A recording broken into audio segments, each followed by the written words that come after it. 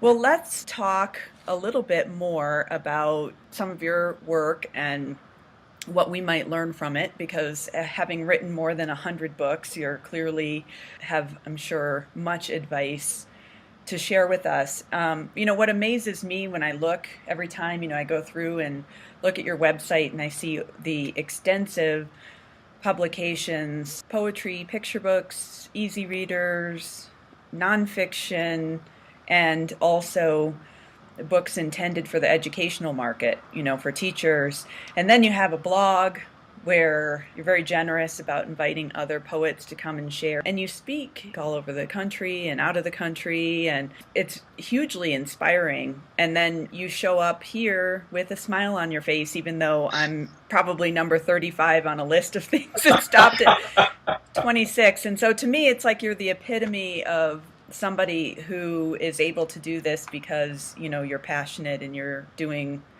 what you love. But of your body of work, what things do you like to write the most? What's the most satisfying for you? I struggled with responding to a similar related question a couple of days ago. I was in Warrensburg, Missouri, at the 45th annual Children's Literature Festival. It's just a marvelous event. 4,200 boys and girls were there, 900 adults. Wow.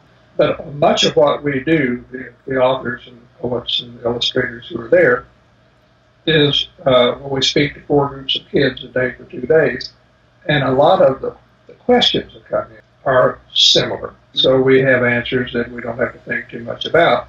But every now and then, somebody will surprise you or ask a question that really does require a little thought. And one that always makes me pause is when they say, "Why do you write about what you write about? What makes you write like you do? Where did all that come from?" And coming from a fourth grader, that's pretty good.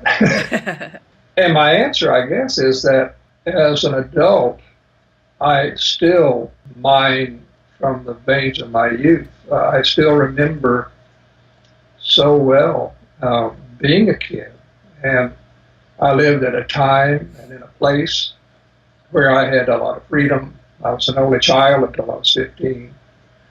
A lot of freedom to be on my own. I could walk in the woods. I could walk pastures nearby, along streams.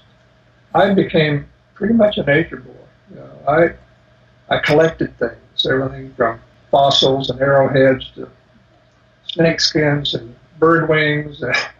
If I could find more than one, it was a collection, and I'd start looking for more.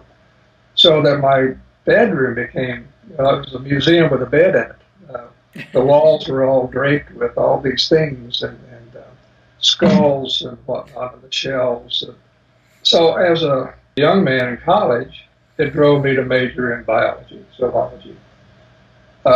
Graduate work, more of the same. I studied parasites, and I became a pharmacologist. So all of that grew from my from my kidhood. Well, then somewhere along the way, I began to write. Well, what are you going to write about? I'm going to write about the things that interest you. What interests me, not exclusively, but certainly an important percentage, are the kinds of things that I did when I was young. So I'm more comfortable, and I have a knowledge base when I write about nature, whether it's fiction or nonfiction or poetry, and I've done all three. I probably feel more comfortable in that world than I do writing about kids per se, as a boy or as a girl characters. I've done it. I will probably do it again. But when I sit down to write a story, and I'm working on one right now, and this one does actually have a little girl in it and mother and father, more often than not, I wind up with a butterfly or a dragonfly or a mole or something. Well, I'm glad to hear you say that because as you're speaking, I'm thinking, I certainly don't have nearly the same extensive body of work, but I've begun now to notice patterns, Mhm. and I think of them like ticks. in a way. But now I can see how they can also be a strength. Like when somebody says, "Oh, you've written another fractured fairy tale." No, I haven't. And then I reread it, and it's I love wordplay and puns and turning things upside down. And like you, I'll finish a draft and I'll think, gosh darn it, I've written another story that doesn't have a child in it. Which is what happens when you're writing fractured fairy tales a lot. So taking a book like Cowboys, for example, which is one of our favorites, even that contains a lot of elements of nature in it. One of my favorite ones was the thunderstorm